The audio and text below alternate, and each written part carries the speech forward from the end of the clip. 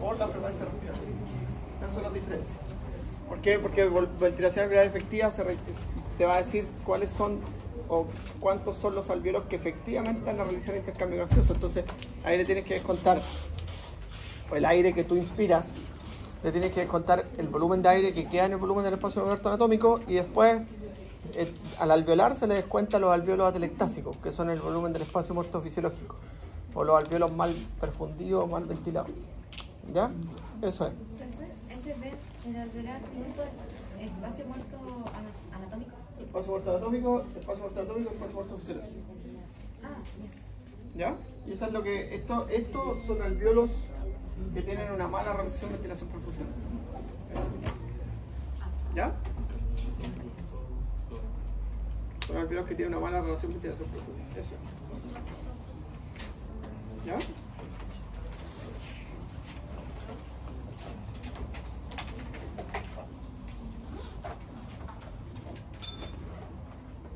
Otra pregunta. Vamos.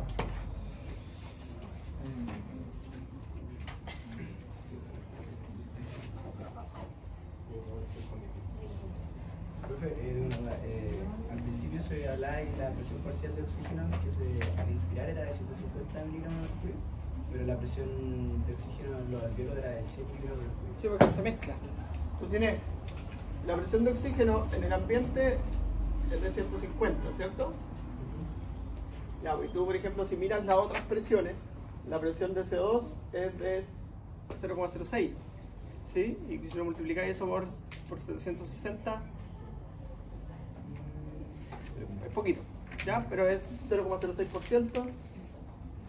La presión de vapor de agua es, en el ambiente es de... Yo no voy a hacer mucho eso porque no son tan importantes, pero es poquito, ¿sí? ¿Ya? Pero cuando tú miras las presiones alveolares, el oxígeno cambió y es 100, ¿ya? Y ese descenso se genera porque aquí hay una mezcla de aire.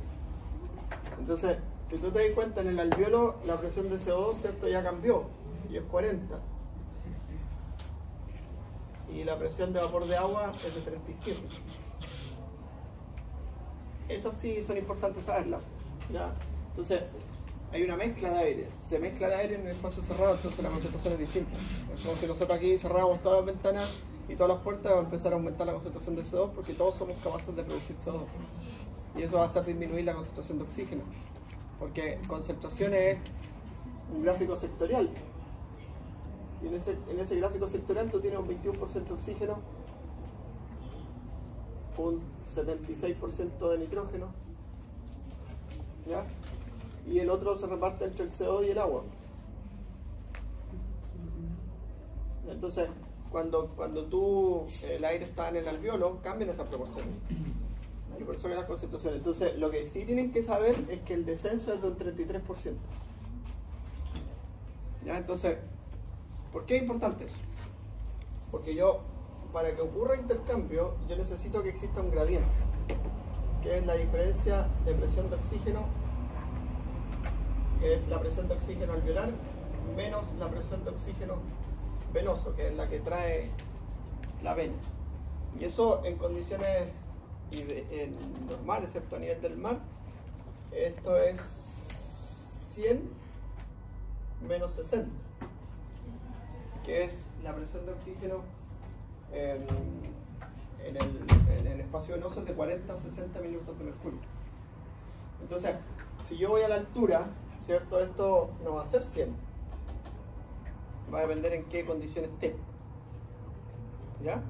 Entonces tú dices, por ejemplo, o sea, pues, el extremo, el Everest, que la presión atmosférica es de 220. ¿Sí? Ahí la concentración de oxígeno es 220 por 0,21, ¿cuánto es?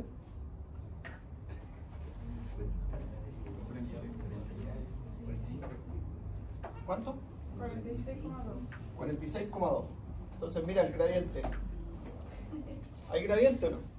Más bien el oxígeno empieza a perderse. ¿Sí? Entonces aquí, ¿qué necesita esta persona? Oxígeno. Entonces, ¿qué hacemos para aumentar esto? Aumenta la FiO2. Tenemos que saber de dónde viene esta. Y esta viene de la presión atmosférica por la fracción inspirada de oxígeno. Entonces lo que podemos hacer es aumentar esto. Y esto lo hacemos administrando oxígeno al 100% en un tanque. Entonces eso va a hacer que esto aumente y que se genere el gradiente de nuevo y pueda haber intercambio gaseoso. Por eso que con oxígeno en la altura tú andáis bien y sin oxígeno empezáis a... No sé si alguna vez has tenido la experiencia de estar en la altura. Empezáis a ver nublado, empezáis a poner lento, a cambiar. Yo la experiencia que he tenido es corriendo en la altura y tú empezás como a caminar primero. No puedes correr, a respirar agitado, a ver todo oscuro, se ve visión oscura, se ve oscuro. ¿Sí? Se te abre la boca, empezás a respirar por la boca para que entre más aire. ¿Sí? Y vaya así, caminando, desorientadísimo. No sabéis para dónde ir. Entonces, por ejemplo, en las carreras que son de ultramaratón, que normalmente pasan por la altura, en esa parte ponen más seguidas las marcas. Porque uno va viendo una marca, una tirita que está en un árbol y tú te ves por ahí, una tirita. Entonces en eso pintan el piso casi, cada 100 metros con unas marcas muy llamativas para que uno no se desoriente, porque si te desorientáis no te encuentras nadie más. O te vas a encontrar cuando ya estés muerto. Porque ahí en esas condiciones de altura, espero que invierno y verano hay menos de 0 grados en la noche. Entonces después te agarra la hipotermia y es peor. Porque la hipotermia va a provocar más broncoconstricción porque contra los bronquios va a haber menos intercambio gaseoso y más complejo. Por eso que es súper importante que la gente que hace esto invierno o verano sea gente que esté entrenada, que vayan en grupo, ¿sí? No es como decir, oye, voy a ir a subir el Villarrica, no es así. No, el tour es muy caro, voy a ir solo.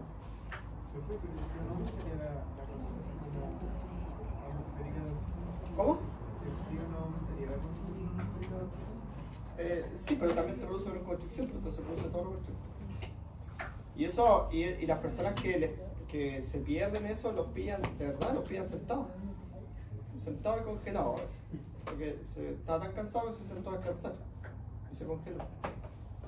Pero la gente que hemos conocido y que salió en la noticia, o gente que hemos conocido personalmente, los encuentran después congelados sentados, porque se sentó a descansar, a dormir un rato y se murió.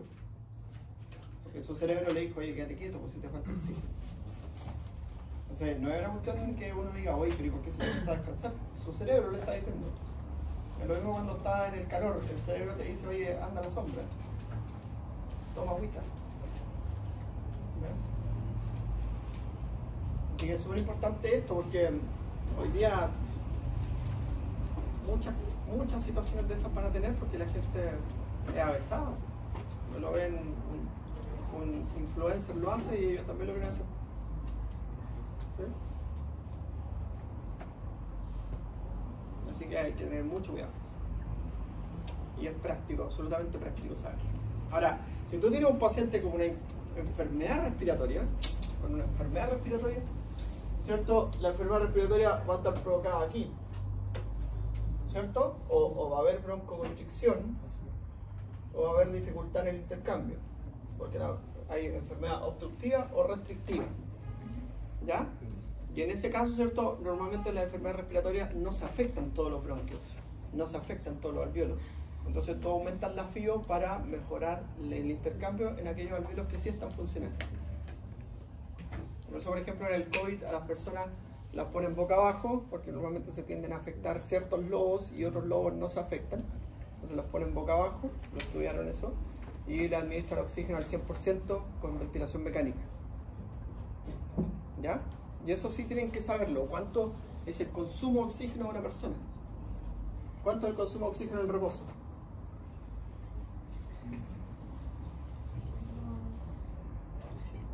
¿Cuánto? 300. Son 300 ml por kilo minuto. Porque esto sí se lo van a preguntar después. O sea, usted va a la clínica y pasa por cirugía y la anestesista le dice, ¿ya cuánto oxígeno necesita una persona por minuto? 300 ml por kilo. Entonces si pesa 70 kilos le pasamos 21 litros de oxígeno. Y ahí todo el relojito, todos los relojitos esos que tiene la máquina que administra oxígeno, Tú lo regulas y le pones 21 litros. Y el volumen corriente, que también es el otro determinante, el volumen día, que es de 5 a 6 ml por kilo. ¿Ya? Es de 5 a 6 ml por kilo.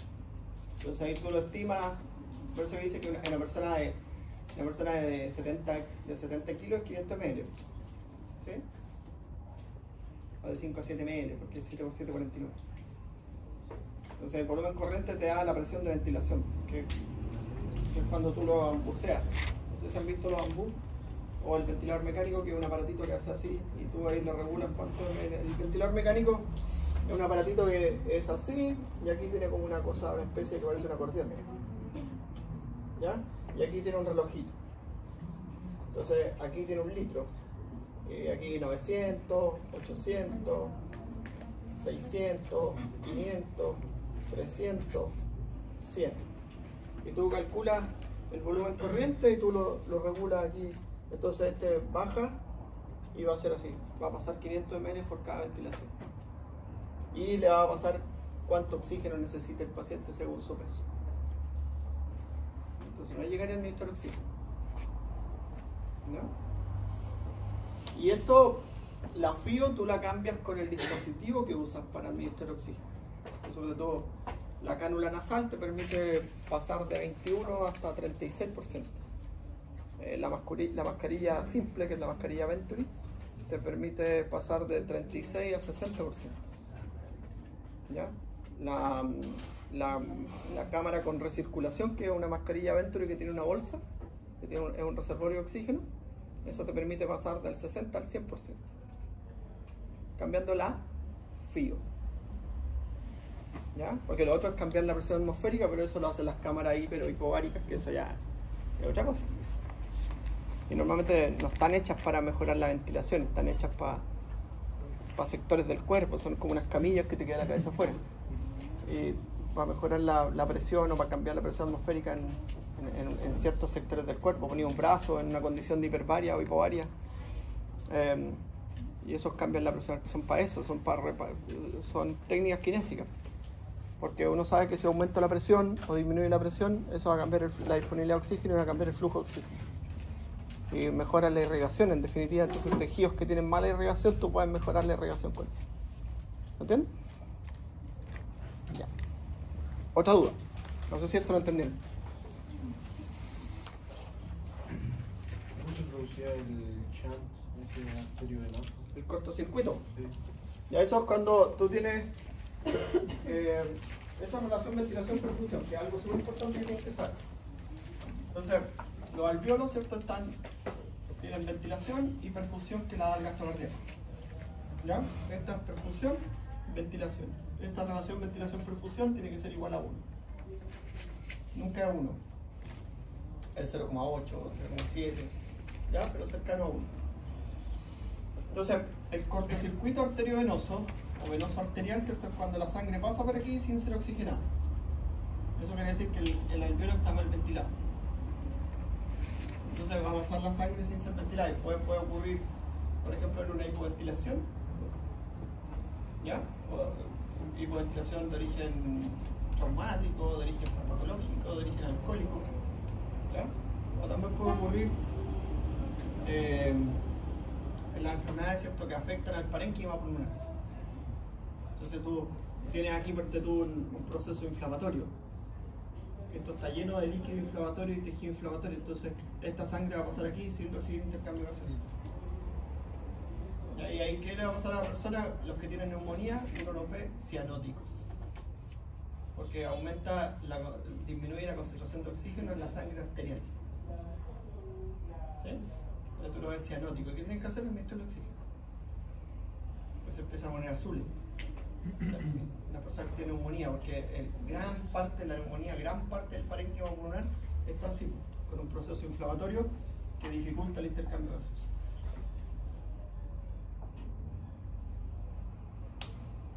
Pero, y en ese caso, ¿de cuánto sería el valor infinito?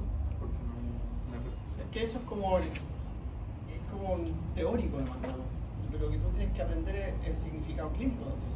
Sobre todo, Una persona con una relación ventilación-perfusión igual a infinito significa que la perfusión es cero. ¿Y en qué condiciones pasaría eso, la perfusión cero? En una embolia pulmonar, en una parada cardíaca, un paro cardíaco. Pero un shunt también podría suceder en otra relación. No, porque el shunt normalmente ocurre por una falla en la ventilación. Entonces ahí la ventilación-perfusión es igual a cero. Entonces ahí lo que está afectado es esto. ¿Ya? Entonces normalmente ocurre porque empieza a haber más espacio muerto fisiológico. Entonces el aire que nosotros inspiramos no nos sirve de nada porque no estamos usándolo para hacer intercambio gaseoso. Entonces está pasando la sangre venosa al espacio arterial. ¿Ven? Entonces ahí, bueno, normalmente cuando hay un proceso inflamatorio se hace un tratamiento con antiinflamatorios efectivos, como los corticosteroides, para superar esta situación, y se le suministra oxígeno mientras hace efecto el antiinflamatorio, el antibiótico, y esto vuelve a la normalidad. Cuando vuelve a la normalidad ya el paciente puede respirar por sí solo porque recuperó su capacidad respiratoria. Pero se afecta la membrana respiratoria. ¿Y ese cero es más o menos aproximado? Porque la ventilación puede llegar a cero. No, es que por eso te digo, todos estos son valores teóricos, pero el significado es lo que tienes que entender tú. Entonces, ventilación perfusión igual a cero quiere decir que hay alvéolos mal ventilados. ¿Ya? Ahora, normalmente nosotros compensamos porque tenemos un sistema de regulación de esto. ¿Qué pasa cuando un alvéolo está mal ventilado? ¿Qué le pasa a ese bronquio? Se contrae. Entonces, ¿se contrae quién? La arteria. Y el flujo sanguíneo se dirige hacia alvéolos mejor ventilados. Y ahí se optimiza el intercambio gaseoso. ¿Ya? Y si el alvéolo está mal perfundido, se contraen los bronquios para distribuir el flujo. Pero a veces se contraen los bronquios para distribuir el flujo, pero no hay ningún bronquio o hay muy pocos bronquios funcionales. Y ahí se supera la capacidad adaptativa del sistema respiratorio, que es altísima. ¿Sí? Es altísimo. El sistema respiratorio, o sea, cuando uno tiene signos clínicos de la neumonía es porque ya hay gran parte del parénquima comprometido. Cuando te pones cianóticos porque gran parte del parénquima está comprometido. Ahora, las embolias siempre son agresivas porque los vasos venosos, ¿cierto?, abarcan una tremenda área y basta con que se bloquee uno para afectar 3, 4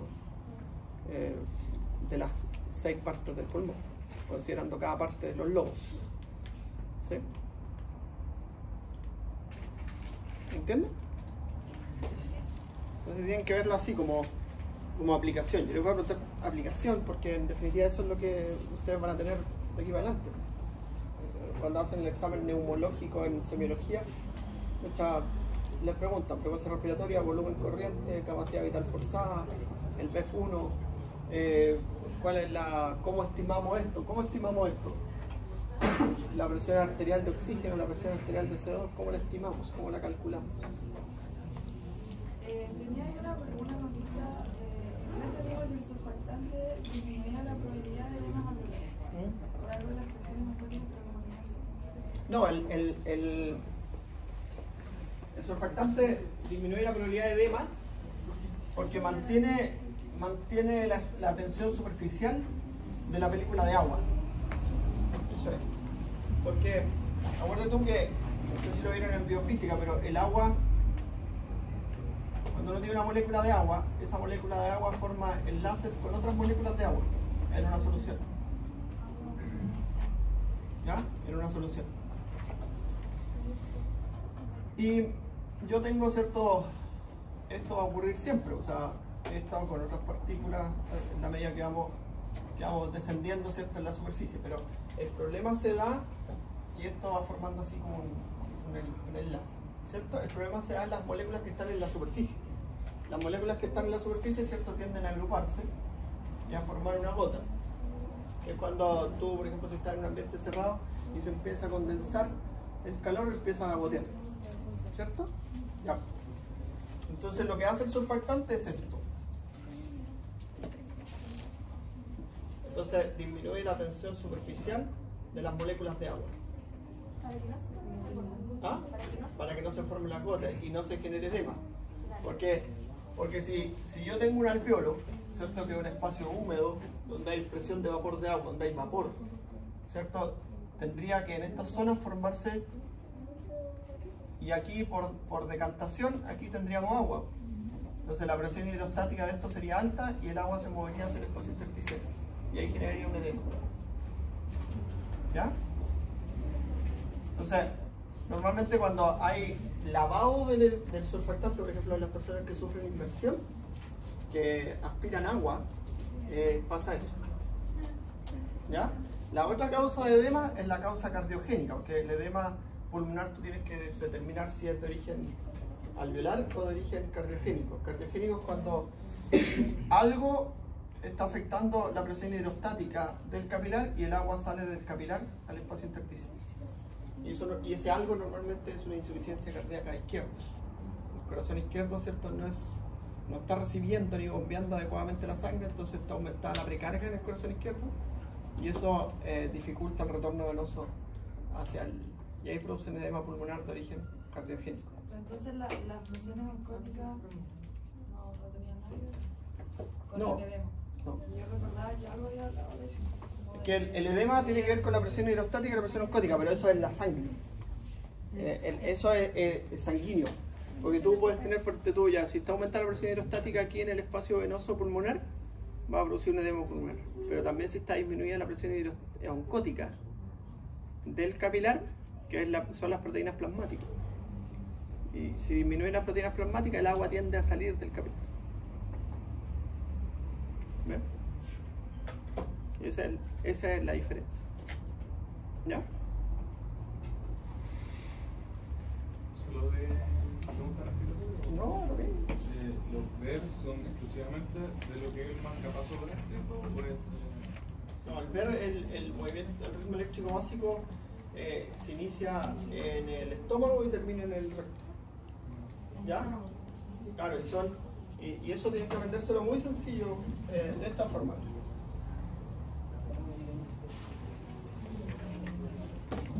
En el ver significa ritmo eléctrico básico, ¿cierto? Eso quiere decir que si yo hago, igual como aprendimos el primer semestre, ¿cierto? Si yo a la célula muscular lisa le tomo el potencial de acción aquí, la diferencia de voltaje, ¿cierto? Entre el ambiente intra y extracelular, ¿cierto? Esto va a tener una actividad así y que a veces tiene estos potenciales de espiga, ¿cierto? Y que a veces generan potenciales de espiga y que a veces generan potenciales de espiga. ¿Ya? Entonces, esto genera una tensión basal. Que esos cambios de tensión ocurren, ¿cierto? De 3 a 18 por minuto. Y eso genera, ¿cierto? Un ritmo que avanza, un movimiento peristáltico que avanza desde el estómago al recto. Basalmente. Muy tenue. Se ve, tú cuando ves el estómago abierto se ve cómo se mueve. De hecho, cuando se hace la cirugía plástica de resección intestinal, por ejemplo, después de hacer toda la unión, tienen que mirar si hay movimiento intestinal. Si no hay movimiento intestinal, hay que adicionarle fármacos que aumentan el movimiento intestinal. Por eso que tenemos que aprender. Voy a enseñar los prokinéticos, que son los fármacos que aumentan el movimiento intestinal. ¿Ya? Ahora, yo aquí puedo adicionar sustancias, y esas sí son importantes, que aumentan o disminuyen la motilidad. ¿Ya? Entonces, la más importante es la acetilcolina. Después viene la serotonina y la sustancia P. Entonces, si yo adiciono esta sustancia, voy a aumentar la frecuencia de esto. Vamos a hacerlo así, por ejemplo. ¿Ya? Voy a aumentar la frecuencia de eso y eso va a aumentar la fuerza de tensión. Entonces ahí ya se va a transformar en un movimiento peristáltico. Entonces, cuando tú tienes el bolo alimenticio, si yo tengo el bolo alimenticio aquí, ¿cierto? El bolo alimenticio genera tensión y la composición química del bolo igual genera un cambio. Las características químicas del bolo. Entonces, aquí en la superficie hay receptores de tensión y receptores químicos.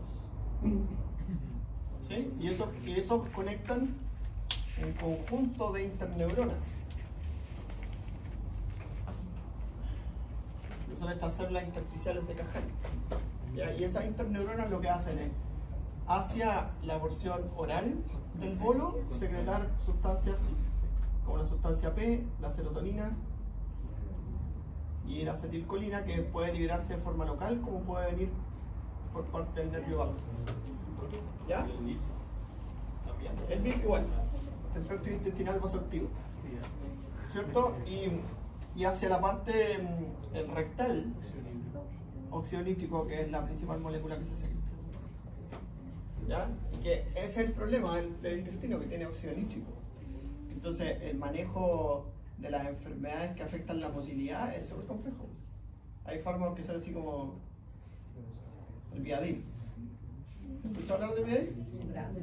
La paniverina, ¿cierto? ¿Ah? Lo mejor de la vida, ¿cierto? Viadil, que tiene un efecto parasimpático en un 20% y el otro efecto es un bloqueo de canales iónicos en un 80%. Es efectivo en algunas personas, en otros no. Algunos no vomitan al tiro. Sí. Y hay otro fármaco que se llama trimebutine, que es un medicamento que es un antihistamínico que tiene efectos.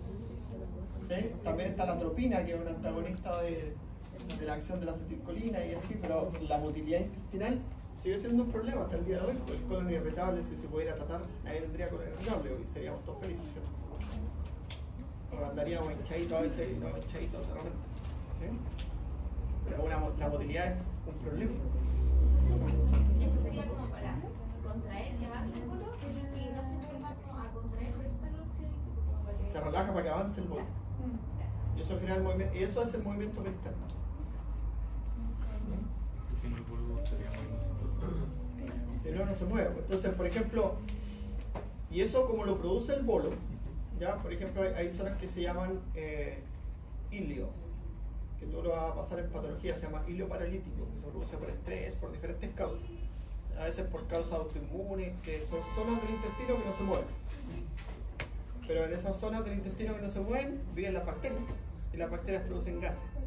Entonces, el gas de la bacteria hace esto. Y cuando se distiende, el estómago hace esto. Y como es un gas, se mueve para los dos lados del gas y produce un espasmo. Porque si fuese un bolo, al contraerlo avanzaría. Pero como es gas, al comprimirlo, ¿cierto? El gas va a hacer esto. Si yo comprimo esto va a avanzar porque yo cambio la tensión aquí y esto va a avanzar.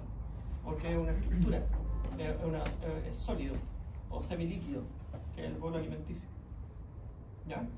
Entonces ese es el problema que produce el ilio paralítico, que son zonas del intestino que no se mueven. Que son, como decía yo, por estrés, por enfermedades autoinmunes, se producen y son todo un problema para la gente.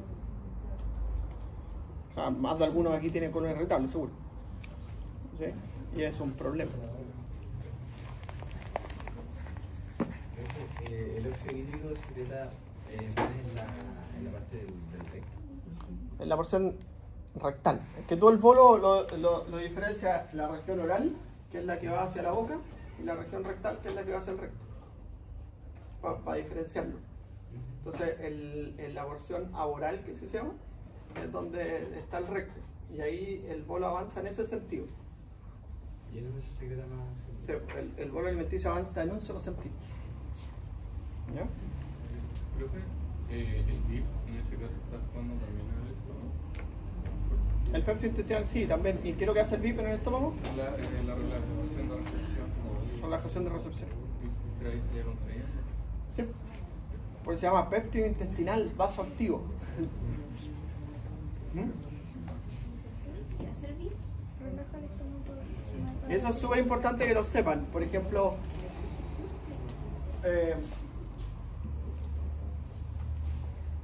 que sepan los factores que regulan el vaciamiento gástrico. Es súper importante eso.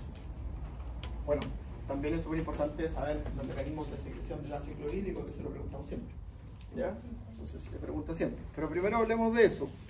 Entonces, tú tienes el estómago y el estómago tiene una porción pilórica que está aquí. ¿Ya? Y el píloro, ¿cierto? Esto va, hay un esfínter pilórico y después se origina el duodeno, ¿cierto? Ya, entonces el alimento llega al estómago y sufre el mecanismo de